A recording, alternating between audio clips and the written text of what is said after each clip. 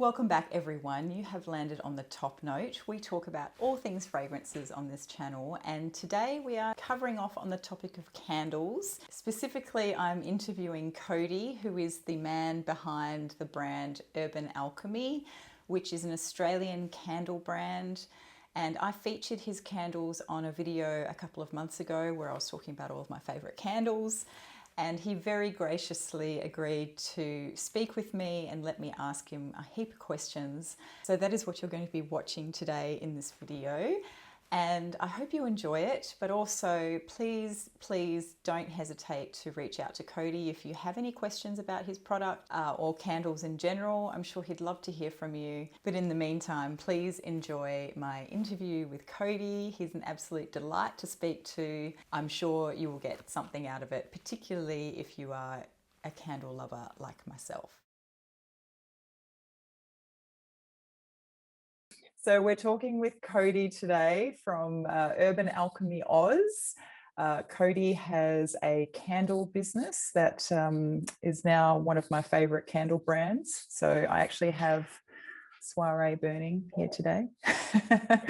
That's kind of my favorite at the moment. I really like Twilight as well, but I usually burn that when I'm being quiet because I like the sound of the crackling wood wick. But anyway, so welcome, Cody. Thanks so much for joining and agreeing to talk to me today. How are you? Thank you so much for having me. I'm good. It's a beautiful Sunday morning here in Melbourne. Nice, very good, very good. I've thoroughly enjoyed chatting with you on Instagram, so I'm very excited to ask you some questions today. All right, let's do it.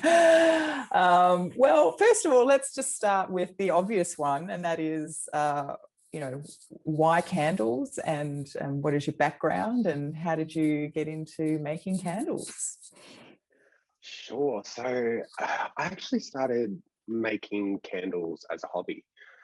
It was just something. So I'm a hairdresser by trade, so a lot of customer interaction, a lot of talking, a lot of full-on conversations, very physically demanding job, and mentally and emotionally demanding, actually. And I don't even remember how I got on to making candles, but I bought a candle making kit, and I found the process very, very therapeutic and very relaxing and calming, because it's most people would know this, but it's a very long process. So I found for myself, making candles, it was very calming, and it took a very long time, and it was a really great space for me to be able to switch off my brain and just focus on one thing. And that was 2015, and at one point my fiance said to me, he's like, you need to throw them out or give them away or sell them or do something, because I can't burn them as fast as you're making them. And then I was like, oh, maybe I could sell them. Everyone that I give them to seems to love them, and it's kind of just progressed from there. And wow, here I am. So you didn't go into this thinking that you would turn it into a business. It was just No. Okay. Not at all. It's in my mind, I've got a background in public relations and communications, and I'm also a qualified hairdresser as well. And I didn't really like communications because it was a lot of just sitting at a desk doing nothing. Yeah. A very deep relationship with the computer. And then being a hairdresser was lots of just very full-on, non-stop talking, go. And physical candles, too, yeah. And physical, yeah. It's, I actually have pretty bad arthritis in my hands. So in my mind, I was, I'm going to own a salon, and that's going to be my life. And unfortunately, with my hands, that's not really the way that it went. And it's somehow transitioned. I've got the communications aspect as far as like all our social marketing goes, and writing copy and all those fun things. And then I've also got the creative side from hairdressing, and I've managed to somehow combine the two of those into having a candle business, That's and I love fantastic. it. Actually, yeah, I wasn't aware of the your business, oh, sorry, your background in communications. So that's really interesting, because I did think you seemed quite advanced in. I think I saw an interview, or you'd posted something on your Instagram that you had only really started selling them in 2020 when you went into lockdown. And I was Yeah. thinking, wow, you've really managed to ramp this up very quickly, and you've really nailed the whole marketing side. And it's just been Look, I would love to take credit for that, and attribute that to my amazing marketing skill. But really, it was just me talking to people online that really, and again, communications, hairdressing, and that meeting in the middle. It was just chatting to people online, and anytime someone would respond to something on Instagram, I'd be like, oh, someone to talk to. I was stuck in the house with my fiance, as much as I love him. I was stuck in the house for 4 months. Melbourne had one of the most serious lockdowns in the world. And being able to communicate and get on board and really talk to people about what I was doing was what was driving me every day. So I would love to say that it was my amazing marketing brain that made it all happen, but it was really just me wanting to talk to someone. Well, I mean, that's still a skill, though. I mean, I kind of did the opposite. I kind of stopped talking to people and we didn't really have that much of a long lockdown or anything, but just during that whole COVID thing, I think partly because I think for me, most of my friends and family are still very much interstate. I mean, I've been here in Brisbane for 4 years now, but most of the people I know are still interstate. And so I actually, because I was working still and I was on the computer more than I ever was before, because there were so many Zoom meetings, and also because everyone was trying to be more social at work or maintain some kind of social connection at work by having drinks over Zoom or something after work or whatever. And the last thing I felt like doing was getting on another FaceTime or Zoom to talk to people. So I actually went the opposite way. I stopped talking to people altogether and just sort of went into my little bubble. And you know what? I feel like everyone really did go one way or the other during that whole period, and all of COVID. It was like, I need to talk to anyone and everyone, whereas I'm going to talk to no one. Yeah. And look, but you've made it into something, you built it into something really great. I mean, you turned your love for talking to somebody into, your desire to go and reach out to other people into a really great business and a really great product. So thank you. It's fantastic. So where do you get your inspiration from then, in terms of, so you've obviously been making them for a long time, even though you haven't necessarily been selling candles for a long time. So where does your inspiration come from in terms of the fragrances and stuff? My fragrances part are pre-made, and then the majority of my fragrances are combinations that I've made myself. If it was up to me, every candle would be sandalwood and vanilla. Oh damn, I think you've just blown my quick fire questions at the end out of the water. Sorry. No, not at all.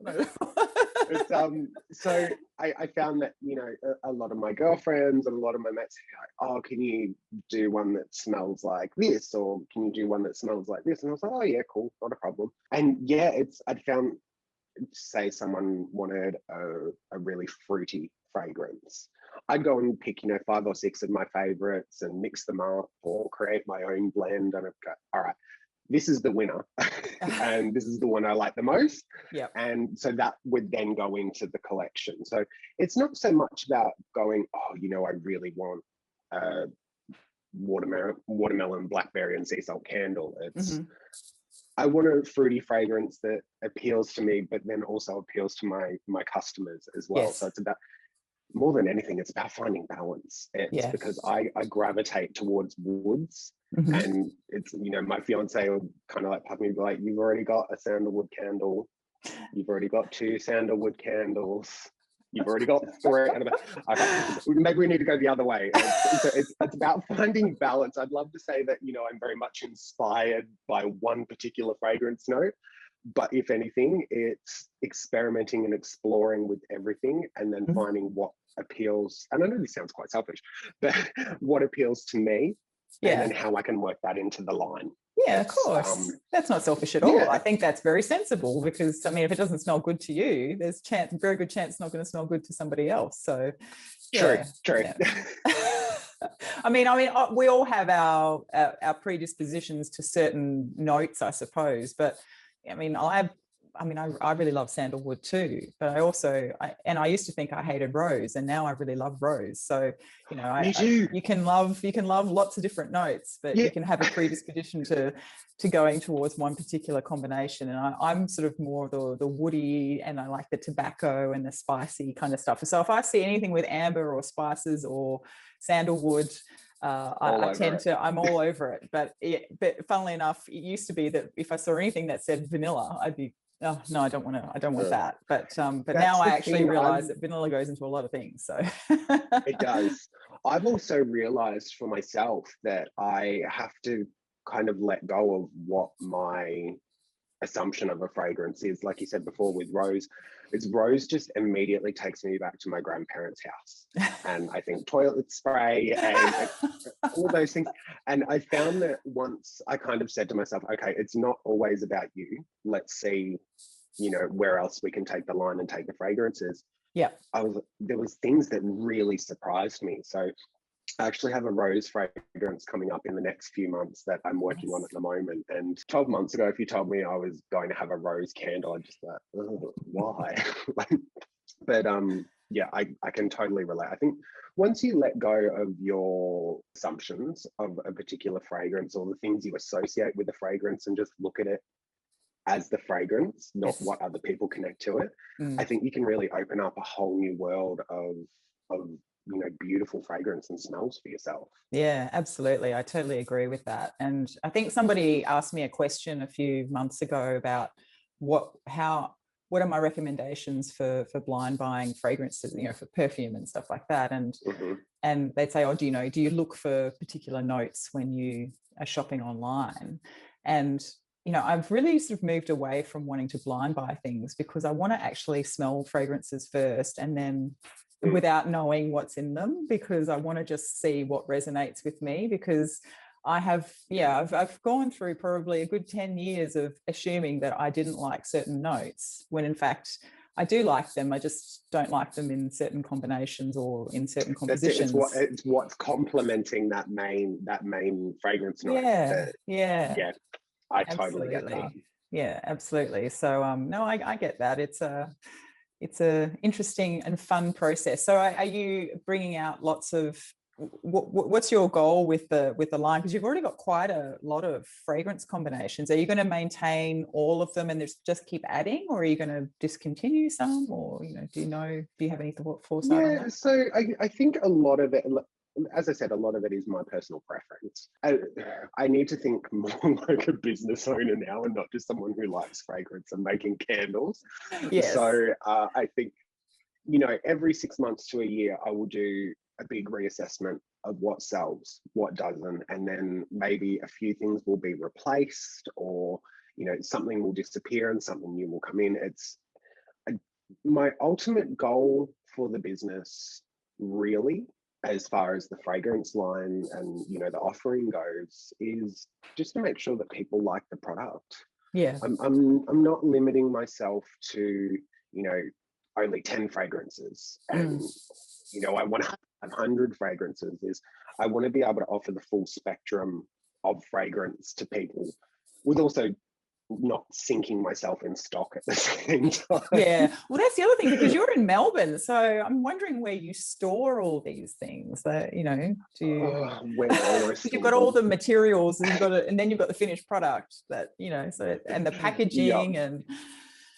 Yeah, so that's definitely one thing during COVID that I taught myself, is how to organize your stock, how to organize your raw materials. So, it was a lot of online orders from Bunnings for like giant tubs and crates and shelving units. And if you actually look back on my Instagram story, there was one day where my fiance and I had to set up 4 massive warehouse shelves in our garage. So we've managed to create like this airtight kind of setup where everything is protected and sorted and gets stored in the garage.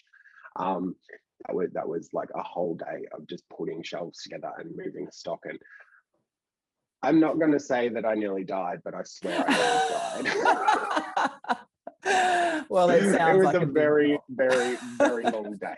So in saying that, to answer your question, it is typical hairdresser. I can go off track like there's no tomorrow. Oh, that's okay. Me too. Don't worry. Yeah, so everything actually gets made in my kitchen, which is the wall behind me. But in my garage, I have everything set up. So there's an entire shelf that's dedicated to raw materials. And then there's an entire shelf that's dedicated to packaging. So labels, wicks, jars, lids. Then there's another shelf that's dedicated to shipping. So boxes and packing peanuts. And then inside here, of my office, which you can't really see, is where I store all the candles. Right. Okay. And so what is your favorite candle from the line? What is your favorite candle from your line, and what's the best seller? Oh God.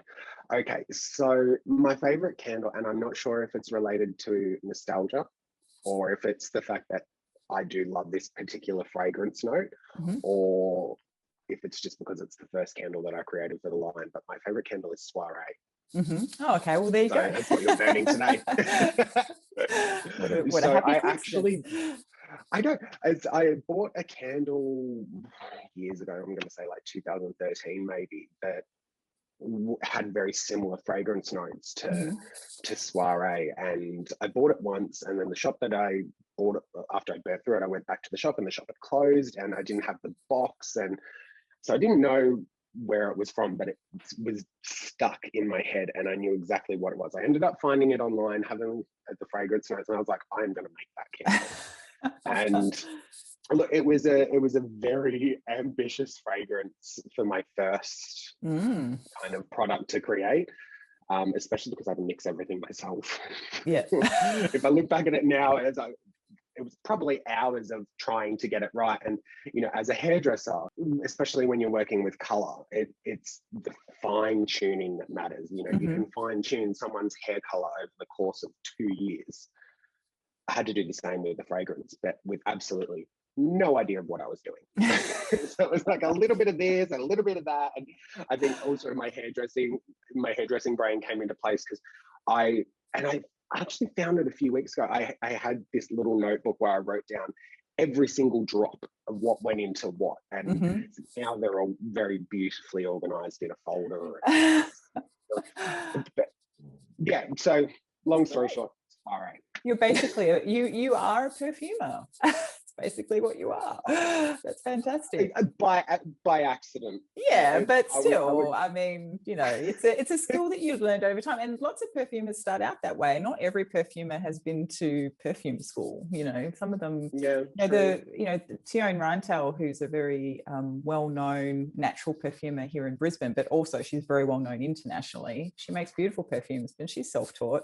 So, you know, it's just and her driver, I remember her saying something like she started making perfumes because she wanted to have, you know, endless supply of her favorite fragrances without having to, you know, fork out lots and lots of money. Although having said that, I think when you're working with naturals, you're probably breaking the bank anyway, but at least then you're making it the way you want it. So yeah, that's I thought that was that resonated. That always resonated with me when she said that. And what is the most popular fragrance candle from the line? yeah. Fragrance, candle, whatever you want to call it. So it changes day to day, week to week, month to month, and I've found that, you know, it's seasonally affected. Yes. Okay. So yep. I'm seeing a lot more deeper, earthy, woody fragrances being shipped out as we're moving into winter. And then the other day I was looking at the show and I was like, I'm pretty sure those Shine candles have been in the same stock count. Like I haven't moved any in a couple of weeks. And then I realized, Shine is a very vibrant, rich, watermelon, fruity, bright kind of smell. I was like, it would make sense that would sell more in summer. And it changes. The answer is it changes. But what I've done on the website is I've created a trio bundle. So every month, the top 3 fragrances from the previous month get put in to the trio. So Oh, if okay. anyone wants to, yeah, so if people want to buy, you know, the most popular fragrances, all they have to do is go to the bundle section on the website, and the 3 most popular fragrances from last month come bundled together, and then there's a discount on top of it because you're buying the 3 together. And I think retail, so the candles are individually, they're $34.95, but I sell the bundle for $89.95. So it's a little bit of a discount. It gives you access to the most popular fragrances, which change. So you could buy them and then come back 3 months later and it could be a totally different set. So again, because it's seasonal, I will find that they will change and you know, move throughout the course of the month. And it gives people a really great way to be able to experience them. Yeah, that's right. Yeah, and I like the wax melts as well, which is a really great way and cost-effective way for people to experience or to try and find the fragrance that they like as well, I think. Definitely. And I find that a lot of people who buy melts, and a lot of my customers that I've spoken to, a lot of them have little kids or pets and they don't want to have a flame around the house, and that makes total sense to me. So using an electric wax warmer and then just being able to pop the melts in, you still get that beautiful fragrance going throughout the house, but you don't have to worry about, you know, a cat getting into it or a child burning their hands or whatever it may be. It's I just think it's a really great way to be able to access the product and enjoy the product without the, you know, the worry that sometimes comes with it. Yeah, absolutely. And they turn themselves off and all sorts of things like that too, which is really handy, which candles do not do. And you don't have to. So the thing with me about, and it's not really a problem for me because I'm home a lot of the time these days. I work from home several days a week still, even though we are officially back in the office. But I just find that, you know, if you're going to burn a candle, you need to sort of plan. You need to know that you're going to be home for at least an hour so that you can melt it the right way. So which kind of leads me, I guess, into my next question is, do you have any tips for people around the candle care and how to burn their candles most efficiently and things like that? Trim your wicks. It is my biggest pet peeve is when people don't trim their wick. And I know that I probably sound like a crazy person when I say that, but trim, it's like, what's the thing that's most on your mind? People not trimming their wick. And taken out of context, that could be a really weird statement. That could be so many other things, right? Look, trimming the wick is probably the most important thing. And it's not just about the safety of it, because, you know, for a lot of wicks, they don't just break away. So the more flame that a wick has makes it more dangerous, right? And so you've got a bigger, you know, 2 very big flames inside one little jar, you're asking for trouble. Now, I've gone to the ends of the earth testing to make sure that that can't happen with my candles, but it doesn't mean that there's something situational that wouldn't cause something like that. So trimming your wicks not only makes the candle safer, you get a better burn time out of it as well, because if the flame is smaller, you're not consuming as much wax and fragrance, and you're not power burning through the whole product. It's and also you trim your wicks, you don't get all the soot around the edge of the jars. And nothing breaks my heart more than seeing one of my beautiful frosted jars like filled with soot. Black. And then, and so one of my friends' mums had soiree actually, and my friend said to me, she's like, she is burning through it, like there's no wax left in the bottom and she's still trying to light it. I was like, no, like, tell her not to. Here's another one, take it to her, you know, bin the other one that's so dangerous. And look, I love that people love the fragrance that much, but I think also, if you think about it objectively, you're playing with fire. Literally, yes. Literally, that's it. So, you know, be sensible with your product, trim your wicks, and if you want the best burn out of your product, for your first burn, let it burn for 2 to 3 hours, because that allows the melt pool to reach all the way to the edges, and it creates the candle memory. So if you don't let the melt pool get all the way to the edge on the first burn, you actually end up getting a tunnel. And half of the product doesn't actually melt or get burnt. The wick just basically powers straight through the center of the wax, and Yeah. you lose half of the product, Yeah. which is a waste, and we don't like waste. That's right. That's right. And it's heartbreaking if you particularly love the fragrance as well. Now, I actually do have a question for you about that, because there is a candle that I have, and it's not one of yours, so don't worry. But it doesn't seem to matter how long I burn that candle for, it's still tunneling, and it's only got one wick in it. So I'm just wondering, do you think maybe it's just they should have made the candle smaller or more narrow or something, and is there a way to overcome that once it is tunneling? Is there a way to fix it? Yeah, so it could be a number of factors. It could be the room that you're burning the candle in could be too cold, and the jar and the wax itself isn't able to heat up enough. It could be that on the first burn that you did, the melt pool didn't reach all the way to the edges, and so now it's tunneling down. It could be that the wick is too small. It could be that the jar is too big. It could be that the particular fragrance itself sets a lot harder and has a much lower combustion rate. So the rate at which the fragrance burns through the wick, the lower the combustion rate, the faster the burn, essentially. So my tip for tunneling candles is, and you literally have to have your eyes on it the whole time when you do this, is wrap the jar in 1 or 2 layers of aluminium foil. So it's a heat conductor.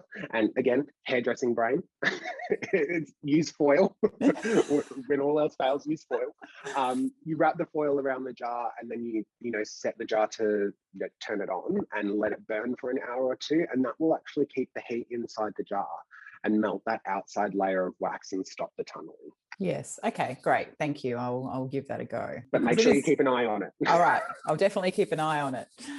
Yeah, I'm actually a little bit paranoid about candles, because a friend of mine, her daughter was burning a candle on her desk a few years ago, and the glass exploded. And it turns out the glass was faulty. But and in fact, they'd had the candle manufacturer had some issues with some others as well, so they knew it was faulty glass, but she ended up with very serious burns, and it took months and months for her to heal. So yeah, it's that's actually a really interesting point that you bring up, that there can be faults with the glassware. So one of my biggest things is being able to reduce, reuse, recycle, upcycle, create as less waste as possible. And I love when my customers contact me and they're like, can I send you my jar to be refilled? And I would love to do that. But the fact of the matter is the candle has already kind of been in contact with up to 70 hours of flame, which then weakens the walls of the glass. So refilling them is actually quite dangerous. And most insurers will not insure you for refills because of that's reason. Interesting. Yeah, so the glassware, it's a very, very kind of sensitive thing. It's like, even though it looks good and it looks like you can reuse it, don't. And that's a warning for everyone out there. Don't refill your candles. If your candle manufacturer is doing things right, you should be able to recycle everything that the candle comes packaged in. Yeah. Okay. And recycle it, be safe, buy a new one.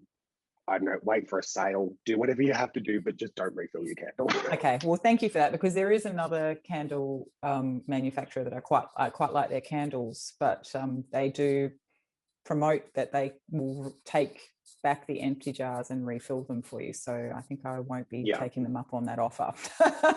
Now that you've said that. And you know what, they may very much have processes in place where they are able to do that, or but just for me personally, I mean, coming from a background of hairdressing where you are putting corrosive chemicals on someone's head, it only takes one tiny little thing to go wrong. So I'm a safety boy.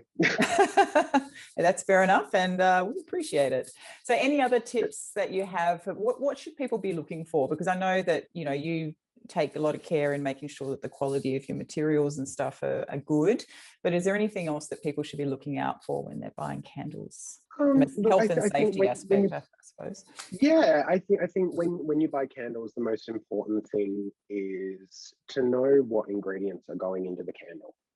So remember that you're kind of engulfing a room in a fragrance, which at its core is a chemical. Mm-hmm. You're inhaling it, your pets are inhaling it, your partner, your kids, your grandmother, whoever. They are inhaling this product. So you need to, pick up the box and read it and make sure you know exactly what's in it. It's and there's a big thing, and I get the question all the time, do you use essential oils? And it's, as much as I would love to make a 100% essential oil candle, it's not a viable option because essential oils at their core can be quite unstable. And adding fire to an unstable product, it can literally become a bomb. Yeah. So you'll find that the vast, and don't get me wrong, I would love to have an essential oil candle, but just for the sake of health and safety and not being sued, I won't. So yeah, that could be a bit of a bummer in your day. Yeah, definitely a bit of a downer. Yeah, I can't imagine I'd enjoy that. So the fragrance oils that the large majority of manufacturers will use are cosmetic grade synthetic fragrances. Mm-hmm. A large portion of the synthetic fragrances are made up of essential oil extract. So I have a lot of people who are like, oh, I'm not using essential oils. I'm not using synthetic oils. Oh, they're bad for you, blah, blah, blah, blah. And even if you think they're bad for you, they're actually safer for you than the alternative. Yeah. So that's one thing when it comes to safety, is be really aware of what's in your products. And I think as consumers, especially as the years have gone on, we as consumers have become so much more aware of the manufacturing process, what's in our products, what impact they have on the environment. It's make sure that you're working with, or you're purchasing from someone who's cruelty-free and vegan. My philosophy is that I shouldn't be making money off the pain of another animal. That's not fair. Yeah. It makes absolutely zero sense whatsoever. Now, look, I'm not a vegan. I do eat meat, but there's no need for me to consume excess things that have come at the expense of another living creature if I don't have to. Yeah, absolutely. It's common sense, but I think common sense is not so common, and not everyone really looks at those things. When I think that's such an important key factor when buying something like a candle, because a candle it's a luxury purchase. It's something for you, and it's something special. It's not something you need. Mm-hmm. So unless it's keeping you alive and you have to, I don't know, have a blood transfusion or something, it's there's no need to have a product that's come at the expense of an animal, or more importantly, the environment. You need to be so aware where your products are coming from. Yeah. So, and that was one of the big factors with my own products, was that I had to make sure that everything was able to be recycled.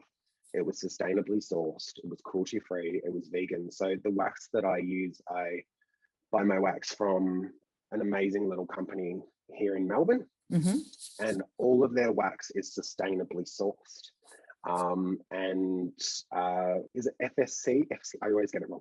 It's Forest Sustainability Certified or something. Yeah, it's like a little, you'll see it anyway. It's on a lot of boxes. I was going to say, maybe I should, have I got a box here somewhere that I can go look at? Or it's on the reflex paper, the FSC certified. Oh, okay, right. Yeah, yeah.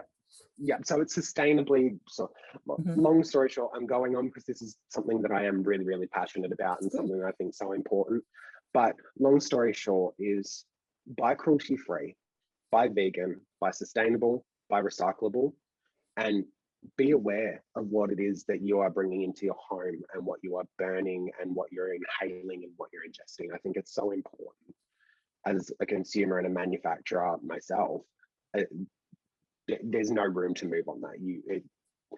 That's important. Yeah, I totally agree. In fact, it is actually something that's very close to my heart, because I was vegan for quite some time and I had to stop being vegan for health reasons. But that is something that I do look for, and just the sustainability, but also the clean factor, because again, as you say, you bring it into your home, you're burning it, you're inhaling the stuff. So you just need to be careful and mindful of that. So, I get people recommending to me all the time, oh, there's this, there's a line of candles, they're really cheap. And the thing is, I'm always cautious of, well, okay, they're cheap, but why are they cheap? And where's the stuff coming Yeah. from? Because I've heard, Yeah. and I don't know, and this is the thing, I mean, there's lots of stuff in the news about what goes into candles and things like that. But, you know, one of the things that I think I mentioned in a video previously was I'd heard that, you know, sometimes the wicks can have lead in them if they're coming from the wrong jurisdiction. Yeah. So it's just things like that you just really got to be careful about. So cheap is not better. No, I'd also like to point out that Urban Alchemy, our wigs, my wigs, our wigs, the brand's wigs, the wigs do not contain lead. So they are 100% cotton, and the wood wicks are sustainably sourced. So you don't have to worry about any nasties coming out of my candle. Oh, that's actually a question I had for you in regards to the wood wicks, because you mentioned trimming the wicks. Do you need to trim the wood wicks as well, or do they just naturally? Yeah. Okay. Yeah. So trimming a wood wick is a little bit messier than just using a wick trimmer on a cotton wick. But all you have to do is just pick it up and tap the wick, and it should break off down to where it's become charcoal or carbon, whatever you want to call it, where it's burnt down. You can just tap the top of the wood wick off and you know, empty it out into the bin, and then you can relight it, and it will actually be the perfect width for the perfect length and height for the next burn. So like magic. Yeah, it really is. They sort it out themselves. It's one less thing that I have to worry about when I'm burning a candle. Put it away. Okay, great. All right, no worries. I wasn't sure because there was another one that I did have another woodwick candle, and I found it really difficult to light it. And then when I got yours, they were actually pretty easy to light, but maybe I just got the hang of it by then. But I was worried because I did do that. I sort of broke it off because it looked like it was sort of bubbling off, and I said, I'll just break all those bits off. And then I thought, if I cut it down too short. If it's already black, it probably won't light again anyway. Yeah. So okay. Break it off, start again. All right. Fair enough. Did you have how hard was it to set up a production line in your home to make this stuff? Because I mean, how many candles would you make a week, do you think? Oh my God. Or maybe we can cut that down to a day. Yeah. So look, setting up I'm a very, again, hairdresser brain. Everything is very systematic and process driven. So I think from the start, I kind of was creating a production line without actually realizing that I was doing that.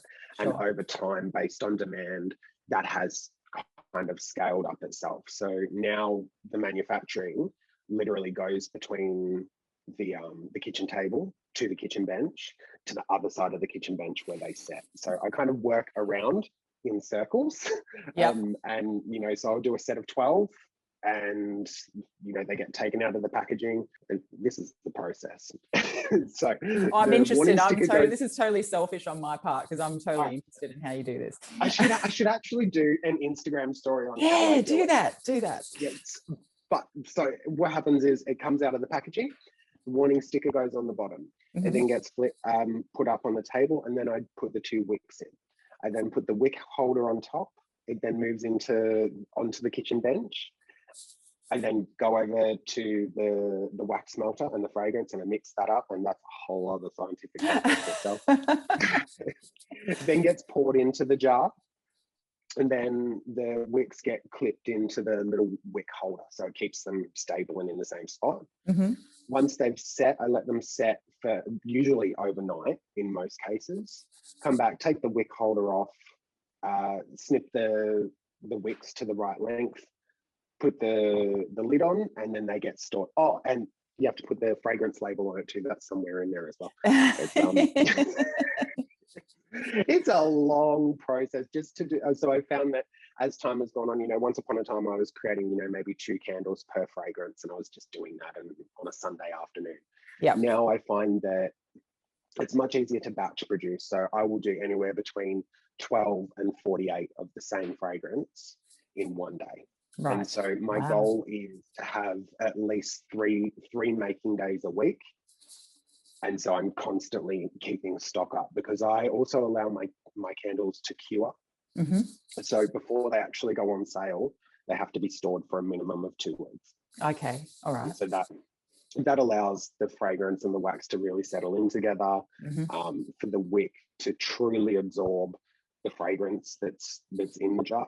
And so they've got to sit aside for 2 weeks before they go up on the shelf, ready to go out to customers. Okay. All right. Oh, that's good It's to a know. very long process. That is a long process. I might do an Instagram live think- one day and get my fiance to hold the phone, and he can follow me around the kitchen, cut laps with me.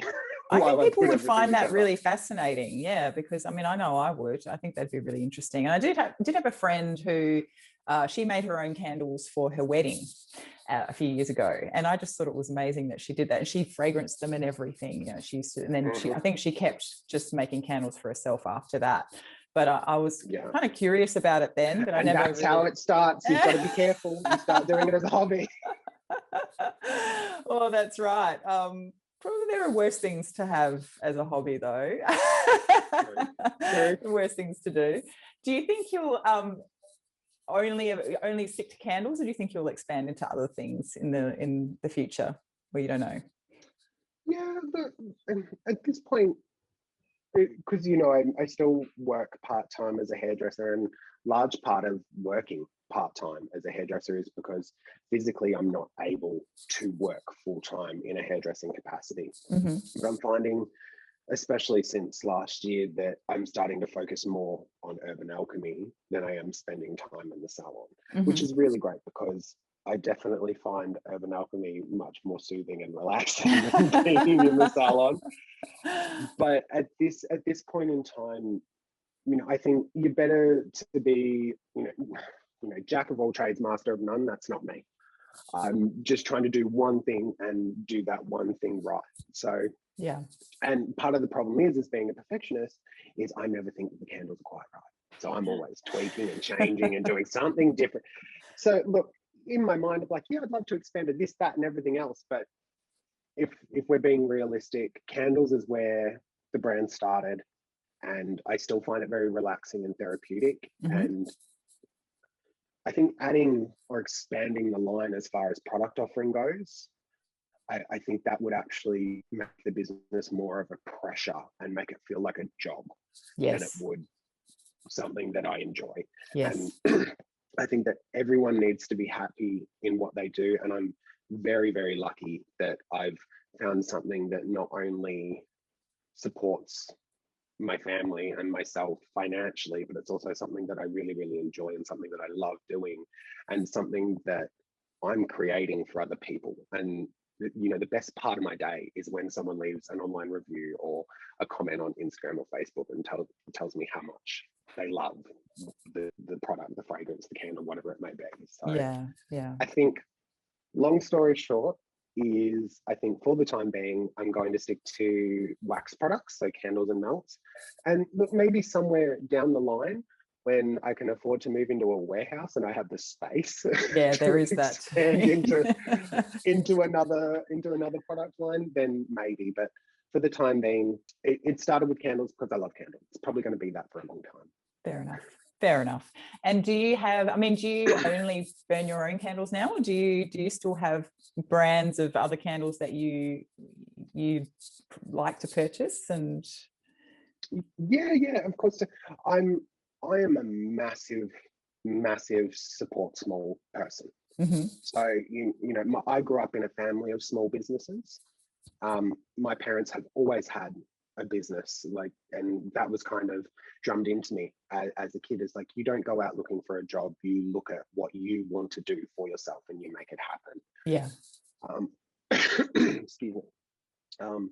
And I see how many people support my small business, and I know how good that makes me feel. So it's not just for me when I'm buying a product from another small business or another company, however you want to frame it. It's that I'm supporting that person, but at the same time, I'm doing research for myself and for my own brand. So there's a lot of big candle brands out there. There's Glass House and Akoya, and I know Glass House started as a very, very small. She started like me. That she was making in her bathroom, and then it kind of expanded to Glass House, and I think that's fantastic. But right now, I'm not inclined to give a major company my money. I'd much rather support the maker down the road, and also suss out what they're doing. And it's like, how can I integrate something like that into my own business? Yeah, So yeah. yes, there's definitely some brands that I will buy from Hmm. Australia wide. I think there is amazing chandlers out there, and support everyone. Don't just get locked down on, I have to buy just Urban Alchemy. I mean, Hmm. I love it when you do, don't get me wrong. But but spread the dollar around. That's one thing that I really learned and really struggled to do. It was not easy to do, was to really spread your dollar around in your local community or support Australian makers. It's the Australian makers movement is one of the most amazing things that this country has to offer, because we're able to work with our hands to create a product, but also at the same time, we're keeping money in our own economy. So wherever Absolutely. you possibly can, support small, support local, and take a risk. If you are locked into, oh, I only buy a Koya or I only buy Glass House, it's step outside of that and see what other local small businesses have to offer, because you might be pleasantly surprised. Yeah, yeah. And I have definitely been in that position where I've gotten myself sort of locked into just buying the same thing over again. And I think it's part of its familiarity too, right? You discover Yes. something and you go, oh, I like that. And then we're creatures of habit. We just buy the same thing over and over again because we know we like it. But Mm-hmm. I sort of took myself on a bit of a journey this year and last year to try and uncover Australian brands, and that's how I found you, I obviously. have to say, my favorite fragrance, my favorite body fragrance, cologne, perfume, was actually something that I discovered through you. Oh, really? Which one So, was that? yep. So, Tobacco Jam by Criminal Oh, Elements, Criminal Corey. Elements. Yes. Oh my God, I would bathe in that given the opportunity. So, I've always been a really big, like, go to David Jones and, oh, I like that and I like this, and I will buy literally just based off the bottle. Yeah. And then I took a little bit of my own advice and I was like, focus on the fragrance, not so much what you're looking at. Focus on how it smells, how it feels, how it wears. And I saw that you put the Criminal Elements Discovery set up Yes. on your Yes. Instagram one day, and I was like, I'm going to buy that. Yeah. I bought it, and Tobacco Jam is my jam. Let me tell you, Oh, that makes me I so love happy it. to hear that, actually. I love My it. favorite from him is Blackwater Thistle, which is the one I think I was wearing that day when I posted that. And sadly, he's sold out of it. So I'm anxiously It's waiting always the way it goes. to see if he restocks it. But being a small perfumer, I think, sometimes they don't end up remaking the same perfume. They end up moving on and making other things. So I'm a bit anxious about it, but I just have to accept it. If it's gone, it's gone. But I do still have a little bit left in the vial. I can enjoy that. But yeah, he's got some fantastic products, definitely. But yeah, well, and that's exactly Corey's it. products are beautiful. Yeah. But importantly, and one of the biggest things for me is his customer service is bang on. It's, not only did I get the, this has been shipped email, also got a quick little Instagram message. Hey, Cody, just letting you know I've shipped it out. Let me know if you have any problems. There was a gorgeous little handwritten note in the box, and it's support small. You never know Absolutely, what you might 100%, find. 100%. And look, there are so many great, what did you call it? Australian makers, or what? Australian makers? The makers movement, the Australian makers movement. Yeah. So there are so many great products made in Australia. And even just on the candle subject, I mean, I went out and sampled. I mean, I bought literally a cupboard full of candles over the last year, just because I wanted to. Every time it doesn't take long. I know, and every time I discovered a new Australian candle maker, I was like, okay, I've got to try it. So I just, and then I started buying the smaller candles in the range, all the ranges, because I thought I'm going to run out of room here. But I mean, I used to have just literally just Glass House. That used to be the thing. I used to buy Glass House and repeat. But I've discovered some beautiful, beautiful candles and different, really unique fragrances, perfume wise, but also candle wise, just by, looking at the local, manufacturers or people who are doing it out of their homes, but they just have a real passion for it. And it's go to your fantastic. Local market. Go to a farmer's market, go to a local handmade market, get out there and discover what's on offer, because I think you'd be pleasantly surprised. I mean, I know it probably I say that because I am a part of the receiving end of that. Yeah, but of course, but that's what I mean. Like, you find some really great stuff, and it's not just, it's not just a message for people in Australia. It's for people anywhere in the world to look for locally made artisan stuff, because some of it is just absolute gems. And yeah, I'm with you on that. Absolutely. Amen. Yeah. Although, having said that, my next question is, do you ship internationally? Well, no, I don't. So a couple of reasons for that is international shipping as a small business. I'd have to sell my car. Oh, I just hit my ring light. International shipping as a small business would actually cripple me. And as much as I would love to be able to send things, over the ditch to New Zealand, it's remarkably expensive. Wow. Okay. And also, I actually don't know what the legalities are as far as product insurance goes as selling outside of Australia. And I mean, realistically, the whole concept of the business grew within COVID, and it was about focusing on Australian made, Australian owned, that whole thing. So at the moment, long story short, again, with the really long stories that could be a short answer. I can't help it. No, I don't ship internationally. There may be plans to do that in the future, but right now I'm focusing on, working with local customers, because they're the ones that are really, really supporting the brand, and also keeping their dollar in our economy is so important. Yeah. Okay, great. No, that's fine. I was curious about it. I wasn't sure if it had been on your website or not. So I just thought, a lot of people I know who watch my channel had asked me if you ship internationally after I did that candle video the other week or a couple of months ago. So I was like, in the little comments, I was like, ooh. Never mind. No, that's fine. That's fine. And it's a good reason for it. I mean, it is really tough for small businesses to be able to ship things internationally. It's the same with the perfumers as well.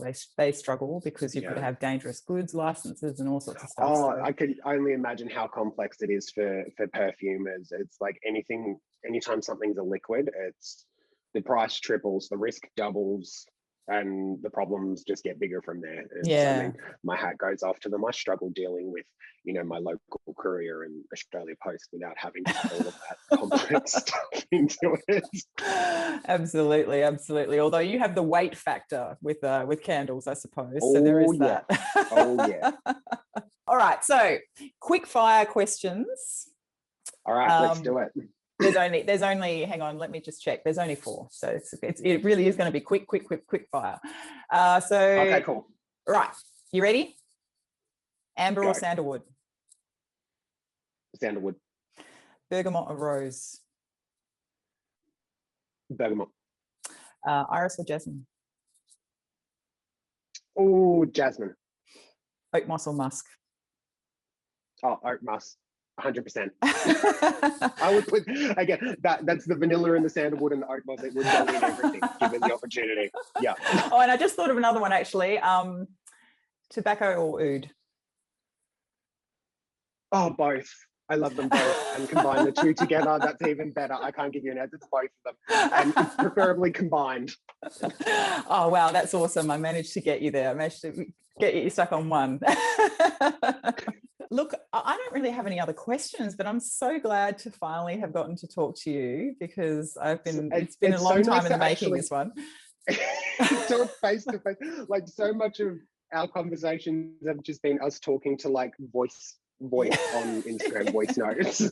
Like, hey Shri, how you going? It's like I'm just talking to my phone like a crazy person. Like, I don't know who's on the other end of it. So this has been lovely, and I'm so grateful that you've had me on your channel. I like I said a couple of months ago, I was really, really sick with glandular fever, and I literally just laid in bed and binge watched your channel. And I'm such a fan of your work and what you do, and I appreciate what thanks. you do for small perfumers and makers and everything else. So thank you so much for having me on your channel. It's been a pleasure. You're most welcome. I mean, it's only a little channel, but I really like the community that I have. So it's it's not my community, it's a community, and there's just lots of really wonderful people. Yeah. So no, I'm just so glad that I discovered your brand. So yeah, thank you. And I love that piece of artwork behind you as well. Do you want to close out by Oh, my telling me about elephant. that. My Yeah. elephant. Sorry, let me. I just nearly took out the ring light again. Sorry. My elephant, this elephant. So I went to Thailand in 2016, and I went to an elephant refuge. So no riding elephants, no working elephants, nothing like that. I got to feed one, which was very, very cool. That's cool. And then when we were coming back from the elephant refuge, going back to our resort, I saw a young guy on the side of the road painting, and he was painting an elephant, and I was like, it's meant to be. This is meant to be. So we went back to the resort. I said to my fiance, I was like, I have to get that painting. He's like, how are we going to take a painting home? Anyway, he had a nap. I ran out of the hotel room and, you know, walked for about 15, 20 minutes down the road and went and spoke to the artist. And I was like, I have to take this home. How can I get this back to Australia? And unbeknownst to me, he's like, once it dries, I'll just pull the staples off the canvas, roll it up, put it in a tube and send it to your hotel room. And that's how I got it. That's awesome. That's fantastic. Thank you. Fun fact, this is actually an African elephant because Asian elephants don't have tusks. Oh, well, there you go. I did not Thailand. know that. Right. I've just learned something. I'm a big animal lover. Yeah. Well, and that's a good thing. That's a good thing. But yeah, that's a beautiful painting. I've been eyeing it off the whole interview, and I'm thinking, oh, that's nice. Right. Well, I'm going to let you go and get on with your Sunday. I don't know if you're candle making today or if you're having a rest day today, but all day, candle making every day. So I'll let you get on with that. But thank you so much for your time. And don't forget that you've got your affiliate link as well. Oh yes, thank you for that. Yeah, I'm not very good with this whole affiliate networking marketing thing, but yes, there is. Oh my God, you should have seen how long it took me to set that up. I shudder to think. Okay, so yes, I'll have a 15% discount code linked below, and there'll also be. Can I do the thing? Can I do the discount? Yeah, I don't know which side it'll be on, but I'll try. Here, up here. Somewhere. Yep. So yeah, I will post a link, and that'll entitle, you know, anyone who wants to purchase it with a 15% discount. Is it 15%? It is 15%. Did I get 15%. That right? Okay, yep. Great. Okay, yep, I got it right. And free shipping over $90. Oh, well, there you go. Terrific. All right. Well, thank you very much for that. And yeah, order away, people. Support the small business. All right, I'm going to let you go, but thank you so much, Cody. It's been lovely. Thank you so much, Sheree. Have a great weekend. Okay, you too. Bye. Bye, love.